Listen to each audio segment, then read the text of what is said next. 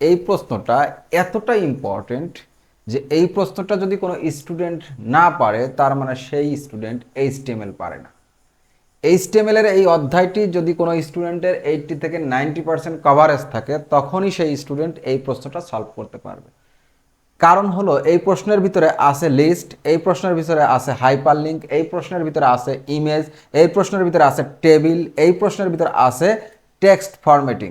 এবং শুধু তাই নয়, এই প্রশ্নের ভিতরে ওয়েবসাইট পাবলিশিং এবং পাবলিশিং পরবর্তী কী কী সমস্যা হতে পারে সেইটা সম্পর্কেও আলোচনা করা হচ্ছে।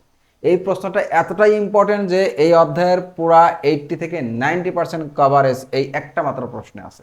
এই প্রশ্নটা সিলেট বোর্ড 2025 সালে আসে। এই প্রশ্নটা তুমি খুব সহজে সলভ করতে পারো কিনা এইটা তুমি চেক করবা। যদি দেখো এই প্রশ্নটা কোনো বাধার সম্মুখীন ছাড়া তুমি সলভ করতে পারছো, তার মানে তুমি এইচটিএমএল অর্থাৎ চতুর্থ অধ্যায়ের উপর তোমার যে আয়ত্ত, এই আয়ত্তটা 80 থেকে 90% 100% কনফার্ম আছে। এখন আমরা সরাসরি এই প্রশ্নটা সলভ করব। তোমরা শুধু দেখে যাবা যে তোমরা এইগুলা পারতে কিনা বা এইভাবে তোমরা সলভ করতে কিনা। ঠিক আছে, দেখো খেয়াল করো। শিক্ষক ক্লাসের টেবিল তৈরির আলোচনা করার পর অপুর নিচের চিত্রের ন্যায় একটি ওয়েব পেজ তৈরি করতে বললেন। অপু একজন স্টুডেন্ট, তাকে শিক্ষক নিচের চিত্রের ন্যায় একটি ওয়েব পেজ তৈরি করতে বলল, যেখানে টাইটেলে থাকবে অপুস পেজ। অপু পেজটি তৈরি করার পর হোস্টিং করলো। তোমরা জানো ওয়েবসাইট ডিজাইন করার পরে হোস্টিংয়ে ওয়েবসাইট আপলোড করতে হয়, মানে হোস্টিং করতে হয়। তো হোস্টিং করলো, কিন্তু নির্দিষ্ট সময় পর ওয়েব পেজটি কোনো স্থান থেকে আর দেখা যাচ্ছে না। খুবই গুরুত্বপূর্ণ কথা। এখন আসো, এইখানে যে টেবিলটা দেওয়া আছে, টেবিলের আবার শর্ত আছে কি, পিপিলিকা লিস্ট থাকবে, এই যে পিপিলিকা লিস্ট থাকবে এবং হাইপার লিঙ্ক করা থাকবে, এটাকে আবার হাইপার লিঙ্ক করা থাকবে।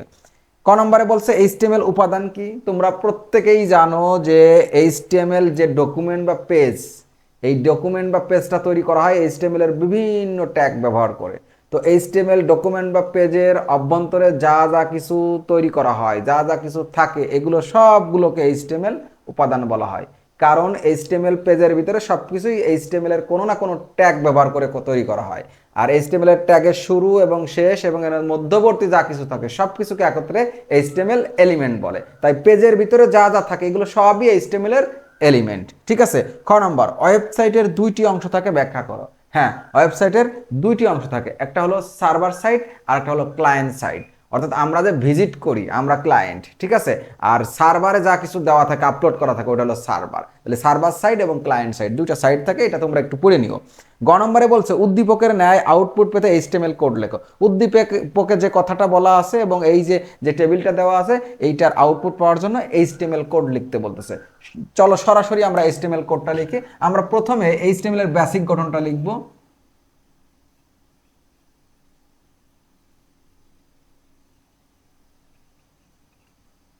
তারপর আমরা এইচটিএমএল ট্যাগটা লিখব, ওপেনিং এইচটিএমএল। তারপরে হেড ট্যাগ লিখব, তারপরে title tag slash title slash head, তারপরে ওপেনিং বডি ট্যাগ। এরপরে থাকে ক্লোজিং বডি, এরপরে থাকে ক্লোজিং এইচটিএমএল। এই যে দেখতেছো আমি যে বেসিক স্ট্রাকচারটা লিখলাম, এই বেসিক স্ট্রাকচারটা না লিখেও আমি কোডটা লিখতে পারতাম। যে তোমরা বেসিক স্ট্রাকচারটা লিখে নিও, পরীক্ষার হলে তোমরা অবশ্যই বেসিক স্ট্রাকচার লিখে ওপেনিং বডি এবং ক্লোজিং বডির মাঝখানে উত্তরটা লিখবা। কিন্তু আমি এটা কেন লিখলাম সময় ব্যয় করে, কারণ হলো এইখানে খেয়াল করে দেখো অপু স্পেস লেখাটি টাইটেলে থাকবে। তো টাইটেল কোথায়, এই দেখো টাইটেল, টাইটেলে কি থাকবে অপু স্পেস, তার মানে এইখানে এই যে অপু স্পেস এই লেখাটা থাকবে। এখন তোমার এই প্রশ্নের উত্তর করতে গেলে কিন্তু তোমার এই টাইটেল যেটা হেড অংশ এটা কিন্তু লাগবে, কারণ প্রশ্নে বলা আছে টাইটেলে অপু স্পেস লেখাটি থাকবে। এই প্রশ্ন ছাড়া তোমরা একটু খেয়াল করে দেখবা তোমাদের শিক্ষকরা বা বাংলাদেশের বিভিন্ন শিক্ষক বা বিভিন্ন স্টুডেন্ট তারা কি করে, এই হেড অংশ বাদ দিয়ে দেয়, হেড টাইটেল এই দুটো বাদ দিয়ে দেয়, অর্থাৎ এইচটিএমএল এবং বডি দিয়েই লেখাটা শুরু করে, হেড টাইটেল বাদ দিয়ে দেয়। কারণ হলো হেড এবং টাইটেল ছাড়াও এই পেজে যা যা আমরা তৈরি করব সব কিছু রান করবে, প্রদর্শিত হবে, দেখা যাবে। কিন্তু আমরা এখানে লিখতেছি কারণ হলো এই যে টাইটেলে অপুস পেজ লেখাটা দিতে হবে, এই কারণে এই অংশটা আমরা বাদ দিতে পারবো না। অর্থাৎ এই প্রশ্নের ক্ষেত্রে তুমি এই অংশ বাদ দিতে পারবা না, এটা একটু মনে রাখবা। আর সবসময় এটা লেখা উত্তম, লিখলে ভালো হয়। ঠিক আছে, এখন আমরা পরের অংশে যাই। আমরা যা কিছু লিখবো সব ওপেনিং বডি ক্লোজিং বডির মাঝখানে। তো আমরা প্রথমেই তো এই প্রশ্নে বলা আছে টেবিলটা তৈরি করার কথা, তো টেবিলটা তৈরি করব। টেবিল তৈরি করতে গেলে টেবিল ট্যাগ, এবং টেবিল ট্যাগের অনেকগুলি অ্যাট্রিবিউটস ব্যবহার করতে পারবা তুমি। তার ভিতরে তোমার আবশ্যিক যেটা সেটা হলো বর্ডার। এই যে টেবিলের দাগগুলো দেখতেছো না, এগুলো হলো বর্ডার। তো সেক্ষেত্রে তোমাকে বর্ডার অ্যাট্রিবিউটসটা ব্যবহার করতেই হবে, বর্ডার, যার ভ্যালু দিবা সর্বদা 1। এরপরে টেবিলের ক্ষেত্রে এই দেখো একটা সেল, এই দেখো একটা সেল, এই সেলগুলোর মধ্যবর্তী যে দূরত্ব এদেরকে বলা হয় সেল স্পেসিং। তো এই মধ্যবর্তী কোনো দূরত্ব নাই, দেখো খেয়াল করো কোনো দূরত্ব নাই। দূরত্ব থাকলে আমরা সেল স্পেসিং দিব, তো দূরত্ব যেহেতু নাই আমরা সেল স্পেসিং 0 দিতে পারি। আর সেল স্পেসিং 0 যদি তুমি নাও দাও তারপরে তোমার 0 আকারেই আসবে। তো সেক্ষেত্রে সেল স্পেসিং ব্যবহার করলেও হয়, না করলেও হয়। আর একটা বিষয়, এই যে দেখো টেক্সট, এই যে সেলগুলোর ভিতরে যে টেক্সট আছে, এই টেক্সট থেকে এই বর্ডার, টেক্সট টু বর্ডারের মধ্যবর্তী একটা ডিফল্ট সাইজ কতটুকু রাখতে চাও, টেক্সট থেকে বর্ডারের ভিতরে কতটুকু দূরত্ব তুমি বজায় রাখতে চাও, এটাকে বলা হয় সেল প্যাডিং। এটাকে কি বলা হয়? Sell padding. দুটা গুরুত্বপূর্ণ এমসিকিউ, যে দুইটা সেলের মধ্যবর্তী যে দূরত্ব নির্দেশ করে এটা হলো সেল স্পেসিং, আর টেক্সট থেকে সেলের ভিতরকার টেক্সট থেকে বর্ডার পর্যন্ত যে দূরত্ব নির্দেশ করে এটাকে বলা হয় সেল প্যাডিং। ঠিক আছে, তো আমরা কি করব, এই টেবিলটাকে সেল স্পেসিং 0 দিব, কারণ এই সেল থেকে এই সেলের কোনো দূরত্ব নাই, একটা দাগে প্রকাশ করা আছে, সেল স্পেসিং 0। কেউ যদি না দেয় তাও ওই সেল স্পেসিং 0 আকারে, অর্থাৎ এরকম আকারে আসবে। আর একটা হলো কি বললাম, সেল প্যাডিং। সেল প্যাডিংটা যদি তোমরা ইউজ করো সেল প্যাডিং 5 দিয়ে রাখবা, আমি দেখাই দিচ্ছি। ঠিক আছে, সেল স্পেসিং আমরা কত দিব? 0। সেল স্পেসিং 0 দিলে কি হবে, এই দুটা সেলের মধ্যবর্তী দূরত্ব থাকবে না, অর্থাৎ যেভাবে দাগ দেওয়া আছে এইভাবেই থাকবে। আরেকটা ব্যবহার করার কথা বলছি, সেল প্যাডিং। সেল প্যাডিং কত দিব? সেল প্যাডিং 5, 6 এরকম একটা দিয়ে রাখবা। এই যে টেবিল শুরু করার জন্য table tag, opening table tag, এর ভিতরে attributes, border, sell spacing, sell padding, এটা তোমরা দিয়ে দিবা। যদি তুমি মনে করো যে এগুলো একটু সমস্যা মনে হচ্ছে, শুধুমাত্র বর্ডার, এটা বর্ডারটা দিয়ে দিবা। সেল স্পেসিং, সেল প্যাডিং না দিলেও হবে, তুমি শুধু বর্ডার দিয়ে টেবিল শুরু করে দিবা। ঠিক আছে, প্রথম কাজ শেষ। টেবিলটা শুরু করবা সবসময় টেবিলের প্রথম লাইন দিয়ে। এই যে দেখো, এটা হলো প্রথম লাইন, যেটাকে আমরা টেবিলের ভাষায় টেবিল রো বলি। এটা হলো ফার্স্ট রো। তো একটা রো শুরু করব, একটা রো শুরু করবা সবসময় এই যে ওপেনিং টিআর দিয়ে। ভালো করে খেয়াল করো, টিআর, ওপেনিং টিআর মানে একটা রো শুরু হলো, কোনো এক সময় আমরা একটা ক্লোজিং টিআর দেবো, অর্থাৎ লাইনটা এখানে যখন শেষ করব তখন আমরা টিআর এর ক্লোজিং দিব। ঠিক আছে, তো ওপেনিং টিআর দিলাম মানে লাইনটা শুরু হলো, আমি লাল কালিতে আলাদা বোঝানোর জন্য দিয়ে রাখছি ওপেনিং টিআর। এখন হলো আমরা এই যে ওপেনিং টিআর তো দিলাম, এখন আমরা এই যে এই ঘর বা এই সেলটা করব, কারণ আমরা প্রথম লাইনে আছি, ফার্স্ট লাইন। তো প্রথম লাইনের এটা হলো প্রথম ঘর বা প্রথম সেল। তো এক একটা সেল তৈরি করে কি দিয়ে? এক একটা সেল তৈরি করে হলো টিডি ট্যাগ দিয়ে, কখনো কখনো টিএইচ ট্যাগ দিয়ে। যখন টেবিলের হেডিং থাকে যার অধীনে ডেটা প্রবেশ করে, ঠিক আছে, সেইটাকে আমরা টেবিল হেডিং বলি। এই টেবিলে আপাতত টেবিল হেডিং নাই, তাহলে টেবিল হেডিং না থাকলে সবগুলো কি? Table data. টেবিল ডেটা প্রকাশ করে এই যে টিডি ট্যাগ দিয়ে, অর্থাৎ এক একটা সেল তৈরি করে এরকম। খেয়াল করে দেখো, ওপেনিং টিডি, ক্লোজিং টিডি, একটা সেল এরকম লিখলে একটা সেল, এই যে সেল, এই সেলের ভিতরে যা লিখবো এই যে পিপিলিকা, পিপিলিকা লিখে দিব। বাট এইখানে আমরা একটু খেয়াল করে দেখো আমাদের কি কি করতে হবে। এই যে একটা দাগ দেখো, এই যে এই দাগটা, এইটা কলামের দাগ, এই কলামের দাগটা এই লাইনে এখানে থাকার কথা ছিল, নাই। এই যে দেখো, কলামের দাগটা থাকার কথা ছিল কিন্তু নাই। এই কলামের দাগটা যদি আমি উঠিয়ে দিই তাহলে এখানে একটা দুইটা কলাম হয়ে যেত। কয়টা কলাম হয়ে যেত? দুইটা। কলামের দাগটা উঠিয়ে দিলে একটা আর একটা, দুইটা কলাম হয়ে যেত। তার মানে এই দুইটা কলামের সেলকে ভেঙে দিয়ে একটা সেলে রূপান্তর করা হয়েছে। এইটাকে বলা হয় কল স্পান। এটাকে কি বলে? Call span. তা তোমাকে এখানে কল স্পান দিতে হবে, কল স্পান একটা আর একটা দুইটা, তাই কল স্পান 2। ভালো করে মনে রাখবা, এই যে দেখো দাগ উপরে উঠা দিতে, তাহলে এটা কলামের দাগ মুছে দেওয়া। কলামের দাগ বা তুমি মনে রাখতো খাড়া, এরকম লম্বা খাড়া উল্লম্ব দাগ, এর খাড়া দাগ বা কলামের দাগ মুছে দেওয়া থাকলে কল স্পান। মনে রাখবা, কল স্পান কয়টা কলাম হইতো? দুইটা। বা কয়টা সেল হইতো? দুইটা, তাই কল স্পান 2। কল স্পান 2 দিলাম। আর হলো এইখানে যে বিষয়টা, এটা কিন্তু এখন ওপেনিং টিডি একটা ক্লোজিং টিডি দিলে একটা ঘর হয়ে যাবে, বাট আমি ক্লোজিং টিডি পরে দিচ্ছি। এখানে খেয়াল করো, ঘরের ভিতর কি আছে? পিপিলিকা। প্রশ্নে স্পষ্ট বলা আছে পিপিলিকা লিস্ট থাকবে। কি থাকবে? পিপিলিকা লিস্ট থাকবে। এটা কোন ধরনের লিস্ট? 1 2 3 4 অর্থাৎ সংখ্যা বা প্রতীক ব্যবহার, সংখ্যা, প্রতীক আর হলো অক্ষর, এই তিনটা ব্যবহার করে লিস্ট তৈরি করা হয় সাধারণত। তো সংখ্যা বা অক্ষর প্রকাশ করলে অর্ডার লিস্ট, আর প্রতীকের সাহায্যে করলে আনঅর্ডার লিস্ট। এছাড়া ডেফিনেশন লিস্ট আছে আর নেস্টেড লিস্ট, এগুলো দিয়েই বানায়। তো এখানে খেয়াল করো, এটা হলো সংখ্যা ব্যবহার করছে, তার মানে এটা হলো অর্ডার লিস্ট। সংখ্যা বা অক্ষর থাকলে অর্ডার লিস্ট, সুতরাং এটা হলো অর্ডার লিস্ট। আমরা একটা ওএল ট্যাগ বসাবো। কোন ট্যাগ? ওএল। ওএল ট্যাগের দুইটা অ্যাট্রিবিউটস আছে, একটা টাইপ আর একটা হলো স্টার্ট। দেখো প্রত্যেকটা লিস্টের একটা ডিফল্ট আইটেম আছে। 1 2 3 সংখ্যা বা প্রতীকের ক্ষেত্রে 1 2 3, অর্থাৎ অর্ডার লিস্টের ক্ষেত্রে 1 2 3 4 5 6 7 যে আইটেমটা, এই ক্ষেত্রে হলো টাইপ লাগবে না। আর আনঅর্ডার লিস্টের ক্ষেত্রে ডিস্ক যখন থাকবে তখন টাইপ লাগে না। তো আমাদের এটা অর্ডার লিস্ট 1 2 3 4 5 আইটেম, অর্থাৎ এই যে দেখতে পাচ্ছি 1, অর্থাৎ আমরা এখানে কি করব, এখানে হলো টাইপটা দিব না, শুধুমাত্র অর্ডার লিস্টের ট্যাগ বসিয়ে দিব। তারপরে প্রতিটা আইটেমের জন্য আমরা ওপেনিং এলআই ক্লোজিং এলআই লিখি। আমাদের এখানে আইটেম আছে কয়টা? একটা, পিপিলিকা। আর কেউ আছে? আর কিছু নাই। তাহলে একটা আইটেম, একটা ওপেনিং এলআই হবে এবং একটা ক্লোজিং এলআই হবে। ওপেনিং এলআই দিয়ে পিপিলিকা লিখে একটা ক্লোজিং এলআই হবে। বাট সমস্যা হলো এইখানে আরো একটা কথা লেখা আছে, হাইপার লিঙ্ক করা থাকবে। পিপিলিকাটা কি করা থাকবে? Hyper link. আর তোমরা জানো হাইপার লিঙ্ক যেটাই করতে বলে ওইটার আগে একটা অ্যাঙ্কর ট্যাগ, ওইটার পরে একটা ক্লোজিং অ্যাঙ্কর। যেহেতু পিপিলিকাকে লিঙ্ক করতে বলছে, পিপিলিকার আগে একটা ওপেনিং অ্যাঙ্কর হবে এইখানে। তো এইখানে মনে করো আমার ধরতেছে না, আমি এইখানে করতেছি, এর আগে একটা ওপেনিং অ্যাঙ্কর এরকম, তারপরে পিপিলিকা লিখতে হবে ওপেনিং অ্যাঙ্কর দিয়ে। ওপেনিং অ্যাঙ্করের আবশ্যিক অ্যাট্রিবিউটস হলো এইচরেফ, হাইপারলিঙ্ক, রেফারেন্স। এর মাঝখানে আমরা ভ্যালু লিখবো HTTPS :/। এই প্রোটোকলটা অবশ্যই লিখে নিবা। এরপরে অ্যাড্রেস দিবা, পিপিলিকার অ্যাড্রেস, কারণ এখানে কোনো অ্যাড্রেস দেওয়া নেই। পিপিলিকার অ্যাড্রেস pipilika.com। এখন তুমি এই পিপিলিকা লিখবা, পিপিলিকা। এইখানে ধরতেছে না, আমি এখানে লিখতেছি ক্লোজিং অ্যাঙ্কর থাকবে, তারপরে এই যে ক্লোজিং এলআই থাকবে, তারপরে ক্লোজিং ওএল থাকবে। এখন একটু খেয়াল করো, তুমি ভালো করে বোঝার চেষ্টা করো।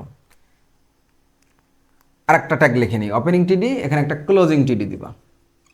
এগুলো লিখে নিলাম। এখন একটু খেয়াল করো, দেখো এই যে ওপেনিং টিডি আর এই যে ক্লোজিং টিডি, মানে একটা ঘর, একটা সেল, এই যে সেলটা, এই ঘরটা ওপেনিং টিডি, ক্লোজিং টিডি। আর কলস্পান টুর কারণে এই সেলটা বড় হয়ে গেছে, কলাম ভেঙে বড় হয়ে গেছে, দুইটা কলাম ভেঙে বড় হয়ে গেছে। তারপরে এটা একটা অর্ডার লিস্ট, কারণ 1 2 3 সংখ্যা থাকলে অর্ডার লিস্ট। ওএল টাইপ দিই নাই, কারণ 1 2 3 ডিফল্ট আইটেম, টাইপ লাগে না। কেউ যদি দেয় সমস্যা নেই, স্টার্ট তো হবেই না, কারণ স্টার্ট শুরু থেকে থাকলে হয় না। প্রতিটা আইটেমের জন্য ওপেনিং এলআই, ক্লোজিং এলআই। দেখো ওপেনিং এলআই, পিপিলিকা, ক্লোজিং এলআই। আর পিপিলিকা যেহেতু লিঙ্ক করা, তাই পিপিলিকার আগে থাকবে যে ওপেনিং অ্যাঙ্কর, পিপিলিকার পরে থাকবে যে ক্লোজিং অ্যাঙ্কর। পিপিলিকার আগে ওপেনিং অ্যাঙ্কর, পিপিলিকার পরে ক্লোজিং অ্যাঙ্কর। যেটাই লিঙ্ক করতে বলে ওইটার আগে একটা ওপেনিং অ্যাঙ্কর ট্যাগ, পরে একটা ক্লোজিং অ্যাঙ্কর ট্যাগ, সবসময় মনে রাখবা, ঠিক আছে? এরপরে একটা আইটেমই ছিল, আইটেম যখন শেষ করে ফেলছি তখন আমাদের এই যে অর্ডার লিস্টটা শেষ। অর্ডার লিস্টটা যখন শেষ করলাম তখন এই পুরা ঘরটাই শেষ করে দিছি, ঠিক আছে? এই সেলটা শেষ। তাহলে আমরা প্রথম সেল তৈরি করলাম, এই যে এইটা। এই লাইন কিন্তু শেষ হয় না, এই লাইনের এই যে আরো একটা সেল আছে, খেয়াল করো, আর একটা সেল আছে। এই লাইনের আরো একটা সেল আছে, map.jpg। map.jpg এই সেলের ভিতরে কি আছে? এই সেলের ভিতরে একটা ইমেজ আছে। আমরা ইমেজ চিনব কিভাবে? আমরা পরীক্ষার প্রশ্নে ইমেজ চিনব, ইমেজ কোথাও বলা না থাকলেও চিনে নিব। কিভাবে চিনব? ইমেজের এক্সটেনশন দেখে, .jpg, .jpeg, .png, .svgz, .ofp, .bmp, .gif মানে জিপ, তারপরে .ico, এরকম অনেকগুলি এক্সটেনশন আছে ইমেজের, যেটা থেকে এমসিকিউ পড়ে পরীক্ষায়। সুতরাং তোমাদের এক্সটেনশনগুলো অবশ্যই মুখস্থ করতে হবে। তোমাদের যদি এক্সটেনশনগুলো জানা না থাকে, 8 থেকে 9টা এক্সটেনশন আছে, সেগুলো তোমরা একটু কমেন্টস করলে আমি প্রয়োজনে কমেন্টসে দিয়ে দিব, ঠিক আছে? আর যদি জানা থাকে তাহলে তো আলহামদুলিল্লাহ। তাছাড়া তোমরা বই থেকে দেখে নিতে পারবা, ইমেজের এক্সটেনশন যেখানে পাবা সেখানে বুঝবো এটা একটা ইমেজ। আর এইখানে যে 100x40 লেখা আছে, এটা হলো ইমেজের সাইজ। এরকমভাবে ইমেজের সাইজ দেওয়া থাকে। তো এখন আমরা এই সেলটা তৈরি করব, এই যে এই সেলটা। এক একটা সেল বানানোর জন্য আগের মতোই ওপেনিং টিডি, ক্লোজিং টিডি। আমি এটা একটু মুছে দিচ্ছি, খেয়াল করো, ওপেনিং টিডি, তারপরে ক্লোজিং টিডি দিব। বাট ওই ইমেজটা তৈরি করব, ইমেজ তৈরি করতে গেলে, ইমেজ যুক্ত করতে গেলে কি, ইমেজ ট্যাগ img। এর আবশ্যিক অ্যাট্রিবিউটস হলো এসআরসি, সোর্স, যার ভ্যালু ওই যে ছবির নাম এক্সটেনশন সহ ম্যাপ ডট জেপিজি, এই ছবির নাম দিব এক্সটেনশন সহ, এটা মনে রাখবা। এখন ইমেজ কিন্তু যুক্ত হয়ে যাইতো, এতটুকু করলেই ইমেজ যুক্ত হয়ে যায়, বাট আমাদের এখানে ইমেজের সাইজ দেওয়া আছে, হাইট এবং ওয়াইট, এইটা একটু দিতে হবে, HEIGHT, হাইট। এখানে হাইট কোনটা? হাইট সবসময় মনে রাখবা দ্বিতীয়টা, আর ওয়াইট হলো প্রথমটা। প্রথমে যেটা লেখা থাকবে ওটা হলো ওয়াইটের মান, আর দ্বিতীয়তে যেটা থাকবে ওটা হলো হাইটের মান। তাহলে হাইটের মান আমরা এখানে দিচ্ছি 40। এরপরে ওয়াইট, WIDTH, ওয়াইটের মান কত? 100। এরপরে এরপরে একটা গুরুত্বপূর্ণ কথা তোমরা খেয়াল রাখো, ইমেজ যুক্ত করার ক্ষেত্রে এসআরসি দিলেই ইমেজ যুক্ত হয়ে যায়, এটা হলো আবশ্যিক। যেহেতু এখানে সাইজ দেওয়া ছিল, হাইট ওয়াইট আমরা দিয়ে দিলাম, তার মানে আমাদের কাজ শেষ। কিন্তু মনে রাখবা টেবিলের ভিতরে যখন ইমেজ পড়বে তখন এই যে ইমেজের নাম এরকম দেওয়া আছে ম্যাপ ডট জেপিজি, এরকম নাম দেওয়া থাকবে, তখন ইমেজের ক্ষেত্রে বা যে কোনো ইমেজের ক্ষেত্রে তোমরা একটা অ্যাট্রিবিউটস বসাইতে পারো যেটার নাম হলো আল্টার, কি ALT, আল্টার, ALT, আল্টার। এই আল্টার অ্যাট্রিবিউটসটা বসাইতে পারো। আল্টার অ্যাট্রিবিউটস বসাইলে কি হবে, ইমেজ যদি কোনো কারণে লোড না হয়, ইমেজ যদি কোনো কারণে ব্রাউজারে লোড হতে ব্যর্থ হয়, প্রদর্শন করতে ব্যর্থ হয় ভিজিটরের সামনে, তখন ইমেজের পরিবর্তে ওই ভিজিটরকে একটা মেসেজ প্রদান করা হবে, সেই মেসেজটা ওই ভিজিটর দেখতে পারবে। মেসেজটা কি? মেসেজটা হলো এই যে আল্টার অ্যাট্রিবিউটসের ভ্যালুতে তুমি যা লিখে রাখবা, ইমেজ লোড হতে ব্যর্থ হলে তা দেখা যাবে। তো আমি এখানে ম্যাপ ডট জেপিজি, তোমরা সবসময় এরকমই দিতে পারো যে ইমেজের যে নামটা থাকবে ওইটা দিয়ে দিবা, আল্টারের ভ্যালু ইমেজের যে নাম থাকবে ওইটা দিয়ে দিবা। দিলে কি হবে, এই ছবি যদি দেখা যায় তাহলে আর এটার কাজ থাকবে না। কিন্তু ছবি যদি কোনো কারণে লোড হতে ব্যর্থ হয়, সার্ভার থেকে আসতে ব্যর্থ হয়, বা হারিয়ে যায়, সার্ভারে মনে করো ডিলিট হয়ে গেছে, এমতো পরিস্থিতিতে ইমেজের অনুপস্থিতিতে ব্যবহারকারীকে বা ভিজিটরকে এই ম্যাপ ডট জেপিজি লেখাটা প্রদর্শন করবে, দেখাবে। আর তাছাড়া আমরা এইখানে আরও মেসেজ লিখতে পারি। আমি যদি এখানে লিখে রাখতাম the image is not found, মানে ইমেজ খুঁজে পাওয়া যাচ্ছে না, এরকম একটা মেসেজ লিখে রাখতাম, তাহলে ব্যবহারকারী সেই মেসেজটা দেখতো। অর্থাৎ তুমি এই আল্টারের ভ্যালু হিসাবে যেই মেসেজ লিখে রাখবা সেই মেসেজই প্রদর্শন করবে ভিজিটরের সামনে। কিন্তু কখন? যখন ইমেজ লোড হতে ব্যর্থ হবে। ইমেজ যদি লোড হয় তাহলে তো ইমেজ দেখতে পারবে, আর কোনো কারণে ইমেজ লোড হতে ব্যর্থ হলে তখন এই আল্টারের ভ্যালু যা দেওয়া থাকে সেইটা ভিজিটরকে দেখাবে। এটা গুরুত্বপূর্ণ একটা অ্যাট্রিবিউটস, এবং এটা থেকে খ নম্বর প্রশ্ন পরীক্ষায় পড়তে পারে। ঠিক আছে, যে আল্টার অ্যাট্রিবিউটসের কাজ কি, তো এটা দিবা তোমরা। আর যদি কোনো কারণে না দাও তাও ফলাফল হয়ে যাবে, এখানে অ্যাঙ্গেল ব্র্যাকেটটা দিয়ে দিবা। তাহলে ইমেজ কিন্তু যুক্ত করে ফেললাম। ইমেজ যখন যুক্ত করলাম তখন এই যে ওপেনিং টিডি, আমরা এখানে একটা ক্লোজিং টিডি দিয়ে দিচ্ছি। এই যে ক্লোজিং টিডি, ওপেনিং টিডি, ক্লোজিং টিডি, একটা সেল, আর সেলের ভিতরে একটা ইমেজ আছে। খেয়াল করো, ইমেজ একটা ট্যাগ, এসআরসি 100% লাগে, দিয়ে দিছি। হাইট প্রশ্নে বলা আছে, ওয়াইটও প্রশ্নে বলা আছে। আল্টারটা আমি বাড়তি দিছি, আল্টারটা তোমরা বাড়তি দিতে পারলে খুবই ভালো। ঠিক আছে, আমরা এখন একটু খেয়াল করে দেখি যে আমাদের প্রথম রো মানে প্রথম লাইনে পিপিলিকা ছিল, ইমেজের এই সেলটা ছিল, দুইটা সেলই আমরা তৈরি করে ফেলছি। তার মানে আমাদের এই রোটা শেষ। আমরা এই রো, এই যে রো শুরু, এই দেখো রো শেষ, এই রোটা শেষ।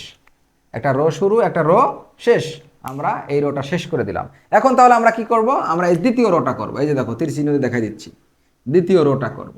তো দ্বিতীয় রোটা কিভাবে করব, এই দেখো দ্বিতীয় রো শুরু করব, এই যে ওপেনিং টিয়ার, এই দেখো আরেকটা রো শুরু করলাম, দ্বিতীয় রোটা শুরু করলাম। দ্বিতীয় রোর ভিতরে কয়টা সেল আছে? সেলটা অনেক বড়, বাট একটা সেল। কয়টা সেল? একটাই ওয়েলকামের সেলটা একটা, অনেক বড়। কেন বড় হয়েছে খুঁজে দেখবা। দেখো এই কলামের দাগটা উপরে উঠাও, এই কলামের দাগটা উপরে উঠাও, তাহলে একটা, দুইটা, তিনটা কলাম হইতো। তিনটা কলাম হইতো মানে তিনটা সেল হইতো। তো কলাম বরাবর যে দাগ, যে বর্ডার কলাম বরাবর, বা এই খাড়া বলতে পারো, এটা যদি মুছে দিয়ে সেলগুলো একত্রিত করা থাকে এটাকে বলা হয় কলস্পান। ঠিক আছে, তার মানে আমরা এই সেলটা তৈরি করার সময়, অবশ্যই সেল তৈরি করতে টিডি, এই সেলটা তৈরি করার সময় আমরা কলস্পান বসাবো। কত দিব? 1 2 3টা, এই দাগগুলো উঠাই দিলে একটা, দুইটা, তিনটা হইতো। ঠিক আছে, তাহলে 3, তিনটা সেল হইতো বিদায় 3। আর এই ওয়েলকাম লেখাটা মাঝে আছে। তোমরা জানো যে মাঝে, সেলের মাঝে যদি কোনো লেখা নিয়ে যেতে হয় তাহলে আমরা অ্যালাইন অ্যাট্রিবিউটস ব্যবহার করব, এবং তার ভ্যালু দিব হলো সেন্টার, দিয়ে দিলাম। এখন এই যে ওপেনিং টিডি কিন্তু এটা, এটা হলো ওপেনিং টিডি। এখন সেলের ভিতরে যা ছিল তা লিখবো, ওয়েলকাম। ওয়েলকাম। এখন সেলের ভিতরে যা ছিল আমরা লিখে দিলাম ওয়েলকাম। এখন এই যে এই সেলটা শেষ, স্ল্যাশ টিডি, তাহলে খেয়াল করে দেখো ওপেনিং টিডি ক্লোজিং টিডি, এর ভিতরে ওয়েলকাম। অ্যালাইন সেন্টারে ওয়েলকামকে মাঝে নিবে, আর কলসপান 3-তে 3টা কলামের যে সেল আছে তা ভেঙে দিবে, ভেঙে দিয়ে একটা সেলে রূপান্তর করবে। ওপেনিং টিডি ক্লোজিং টিডি একটা সেল। এই লাইনে আর কোনো সেল নাই, মানে আর কোনো ঘর নাই। খেয়াল করো ওয়েলকাম ছাড়া কোনো ঘর আছে নাই, সুতরাং এই লাইনটা ক্লোজ। এই যে এই লাইনটা যেমন শুরু করছিলাম এই লাইনটা এখন ক্লোজ করে দিব। লাইন শুরু লাইন শেষ, ঘর শুরু ঘর শেষ। ঠিক আছে, তাহলে দ্বিতীয় লাইনটা আমাদের শেষ হয়ে গেল, দ্বিতীয় লাইনটা শেষ হয়ে গেল। আমরা এখন এই তৃতীয় লাইনটা করব, এই যে এই লাইনটা তৃতীয় লাইন। 3 নম্বর লাইনটা যদি করি, খেয়াল করে দেখো 3 নম্বর লাইনের জন্য আবার একটা লাইন শুরু করতেছে। এই যে দেখো একটা ওপেনিং টিয়ার লাইন শুরু করলাম। এই লাইনে শুরু করার পরে আমরা দেখব কয়টা সেল আছে, 1টা 2টা 3টা, এগুলো স্বাভাবিক সেল। প্রথম সেল, প্রথম সেল, তার মানে আমরা এখানে দেবো ওপেনিং টিডি। ওপেনিং টিডি এই সেলটার এই লেখাটা দেখো মাঝে আছে, লেখা মাঝে থাকলে আমরা কি করব বলছিলাম, অ্যালাইং, অ্যালাইং সেন্টার। তারপরে কি আছে, এর পাওয়ার বি, বির পাওয়ার সি।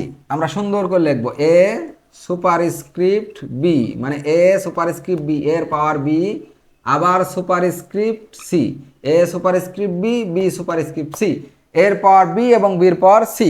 এইখানে একটা সমস্যা হলো, স্টুডেন্টরা কি করে যে আমরা তো জানি উপরে পাওয়ার দিতে হলে কি করতে হয়, ওপেনিং সুপারস্ক্রিপ্ট ক্লোজিং সুপারস্ক্রিপ্ট, পাওয়ারের আগে পরে ওপেনিং ক্লোজিং সুপারস্ক্রিপ্ট। তো এখানে এর পাওয়ার বি যখন সুপারস্ক্রিপ্ট, এখানে আবার ক্লোজ দিয়ে দেয়। ক্লোজ কিন্তু দেওয়া যাবে না, কারণ বিরও আবার পাওয়ার আছে সি, যতক্ষণ পাওয়ার আছে ততক্ষণ ক্লোজ করতে পারবো না। তাহলে এ সুপারস্ক্রিপ্ট বি মানে এর পাওয়ার বি, কিন্তু বির আবার পাওয়ার থাকার কারণে বি সুপারস্ক্রিপ্ট সি, ক্লোজ কিন্তু এখনো করি নাই, বি সুপারস্ক্রিপ্ট সি।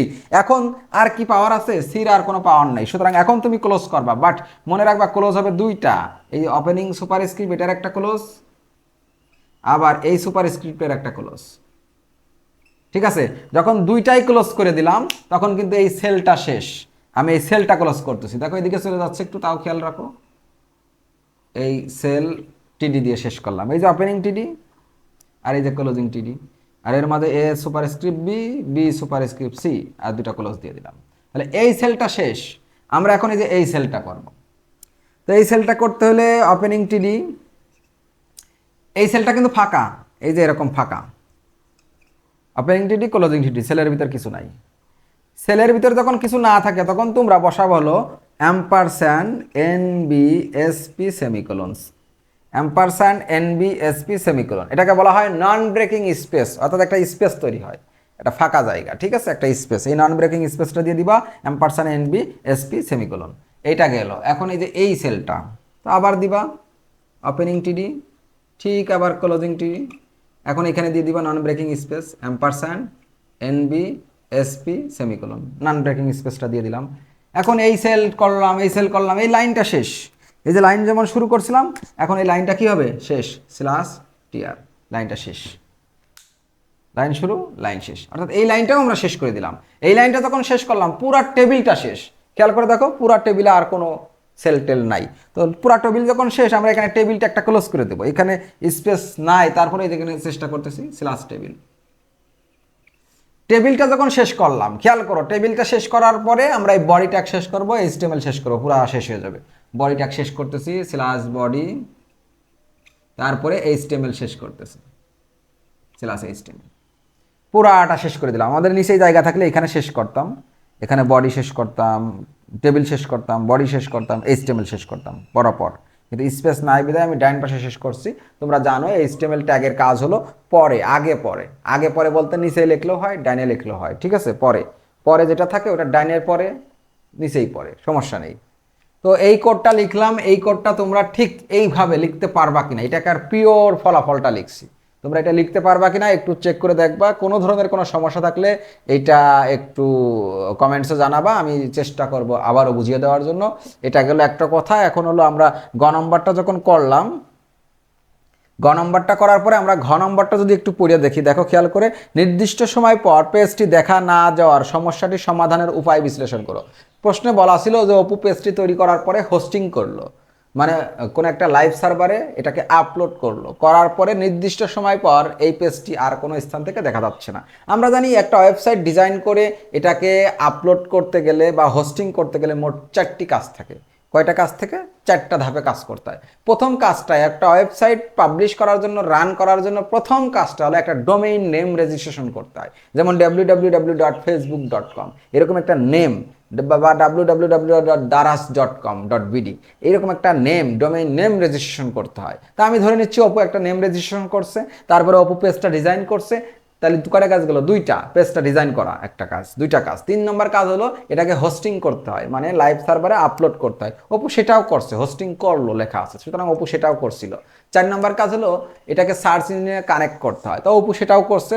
তো অপুর ওয়েব পেজ ভিজিট করা যাচ্ছিল, কিন্তু নির্দিষ্ট সময় পর এটা ভিজিট করা যায় নাই। নির্দিষ্ট সময় পর, নির্দিষ্ট সময় বলতে এখানে একটা বিষয় আছে, সেটা হলো আমরা যে হোস্টিং পারচেস করি, মানে লাইভ সার্ভার আপলোড করি, আমরা যে ডোমেইন নেম রেজিস্ট্রেশন করি, এগুলোর একটা মেয়াদ থাকে। এটার একটা নির্দিষ্ট মেয়াদ থাকে, সাধারণত বাৎসরিক মেয়াদ থাকে। একটা ডোমেইন 1 বছরের জন্য পারচেস করতে হয়, একটা হোস্টিং 1 বছরের জন্য পারচেস করতে হয়। তো সেক্ষেত্রে কি হয়, অপু নির্দিষ্ট সময় বলতে কি, মনে করো যে পেজটা ভিজিট করা যাচ্ছিল নির্দিষ্ট সময়, অর্থাৎ 1 বছর পর্যন্ত, বা বলতে পারো সে 1 মাসের জন্য হোস্টিং নিতেই পারে। ডোমেইন 1 বছর, কিন্তু হোস্টিং 1 মাসের জন্য নিছে, এরকম নিতে পারে।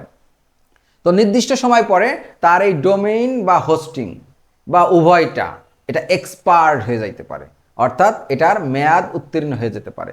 মেয়াদ উত্তীর্ণ হয়ে যাওয়ার পরে সে এই হোস্টিং বা ডোমেইন বা উভয়টা সে আর রিনিউ করে নাই। রিনিউ না করার কারণে এই ওয়েবসাইটটা নির্দিষ্ট সময়, মানে ওই যে নির্দিষ্ট একটা টাইম পরে এক্সপায়ার্ড হওয়ার আগ পর্যন্ত দেখা যাচ্ছিল, এক্সপায়ার্ড হওয়ার পরবর্তী টাইমে নির্দিষ্ট সময় পর সেই পেজটা আর দেখা যাচ্ছিল না।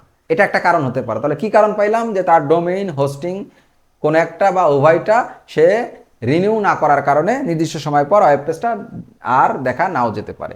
2 নম্বর কথা হলো, এই যে সে হোস্টিং করছে, এই ডিজাইন করার পর হোস্টিং করলো, এই হোস্টিং এটা অনেক দুর্বল একটা সার্ভার ছিল। এত দুর্বল সার্ভার যেখানে মনে করো যে ভিজিটর নেওয়ার ক্ষমতা আছে 5,000, কিন্তু ভিজিটর চলে আসছে মনে করো 20,000, তখন কিন্তু এটা জড়িয়ে যাবে, অর্থাৎ এটা লোড বেশি টানার কথা, সেটা তখন আর পারবে না। তো সেক্ষেত্রে কি হবে, সে যারা যারা ভিজিট করবে এটাকে আর দেখা যাবে না, এটা ঘুরতে থাকবে বা সাইটের ভিতরে ঢুকতে চাবে না। তার মানে এক্ষেত্রে একটা বিষয় হলো যে লো কোয়ালিটির সার্ভার, লো কোয়ালিটির হোস্টিং যদি অপু নিয়ে থাকে, তাহলে এরকম হতে পারে যে প্রথম দিকে দেখা যাচ্ছিল, ভিজিটার বাড়ার সাথে সাথে এটা আর দেখা যাচ্ছে না, এটা যে কোনো জায়গা থেকে আর ভিজিট করতে পারতেছে না।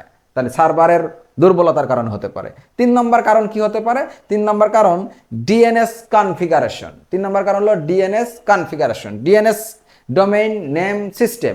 ডিএনএস কনফিগারে যদি কোনো ধরনের ঝামেলা হয়ে থাকে, তাহলেও তার ওয়েব পেজটি আর ভিজিটররা বিভিন্ন স্থান থেকে দেখতে পারবে না। তো এটা সলভ করতে হবে, তাহলে আবার দেখতে পারবে। 4 নম্বর কারণ হলো ব্যান্ডউইথ। আমরা জানি ডেটা ট্রান্সফার রেট, প্রতি সেকেন্ডে যে পরিমাণ ডেটা স্থানান্তরিত হয় এটাকে বলা হয় ব্যান্ডউইথ। হোস্টিং ক্রয় করলে হোস্টিং কোম্পানি এই হোস্টিং স্পেসের সাথে সাথে একটা ব্যান্ডউইথ দিয়ে দেয়, অনেক কিছুই দেয়, তার ভিতরে একটা ব্যান্ডউইথ। তো সেক্ষেত্রে এই ব্যান্ডউইথের যে একটা বিষয়, এই ব্যান্ডউইথের একটা লিমিট আছে, ব্যান্ডউইথ আনলিমিটেড দেয় নাই, এটা লিমিট আছে। তো সেক্ষেত্রে ব্যান্ডউইথটা অনেক বেশি প্রয়োজন ছিল। ব্যান্ডউইথ যখন বেশি প্রয়োজন, কিন্তু ব্যান্ডউইথ যখন টানতে পারতেছে না, তখন কি হচ্ছে, এই সাইটটা আর ভিজিট করা যাচ্ছে না। এই প্রবলেমটাও হতে পারে। এই প্রবলেমগুলোর কোনো একটা যদি হয়ে থাকে, সেইটা সলভ করার সাথে সাথে অপুর পেজটা কি আবার দেখা যাবে। তাহলে আমরা কয়টা বিষয় পাইলাম? 1 নম্বর ডোমেইন, হোস্টিং উভয়টা বা ডোমেইন হোস্টিং কোনো একটা যদি এক্সপায়ার্ড হয়ে যায় নির্দিষ্ট সময় পরে, তাহলে সেক্ষেত্রে অবশ্যই ওই ওয়েবসাইটটা বা ওয়েব পেজটা আর ভিজিট করা যাবে না, ওইটা যতক্ষণ পর্যন্ত না রিনিউ করা হবে বা সচল করা হবে, যা যা করার কথা করা হবে। 2 নম্বর যেটা বললাম সেটা হলো ব্যান্ডউইথ, যে ব্যান্ডউইথ বেশি প্রয়োজন বাট আছে কম, এটা প্রবলেম থাকতে পারে। 3 নম্বর বললাম ডিএনএস এর কথা। কি বললাম? ডিএনএস ডোমেইন নেম সিস্টেম, এই ডোমেইন কনফিগারেশনে কোনো ধরনের ঝামেলা থাকলে সেটা সলভ করলে আবার দেখা যাবে। আর 4 নম্বরটা বলছি হলো লো কোয়ালিটির সার্ভার। কি লো কোয়ালিটির সার্ভার? সার্ভারটা এত লো হোস্টিংটা যে ভিজিটর টানতে পারতেছে না, সেক্ষেত্রে ওয়েবসাইটটা ওপেন হইতে চাইবে না। ঠিক আছে, এই প্রবলেমগুলো দূর করলে ওয়েবসাইটটা আবার, এই যে সমাধানের উপায় বলছে, মানে ওয়েবসাইটটা আবার ভিজিট করা যাবে। তো এই প্রশ্নটা তোমরা কীরকম বুঝলা এটা একটু কমেন্টসে জানাবা, এবং এই ধরনের আরও প্রশ্ন তোমরা চাও কিনা, বা কোন বোর্ডের প্রশ্নটা তোমরা চাও কি বুঝতে চাও, কোন টপিকটা চাও, কোন প্রশ্নটা সলভ চাও, এইটা আমাকে বলবা। কমেন্টে বলার সাথে সাথে দেখবা একদিনের ভিতরে আমি সেইটা আবার রেকর্ড করে তোমাদেরকে আমি প্রেজেন্ট করবো ইনশাল্লাহ। আজকের মতো এই ক্লাসটি এখানেই শেষ করছি। পরবর্তী কোন একটা ক্লাসের কোন একটা প্রশ্ন সমাধান নিয়ে আবারও হাজির হয়ে যাবো। আসসালামু আলাইকুম রহমতুল্লাহ।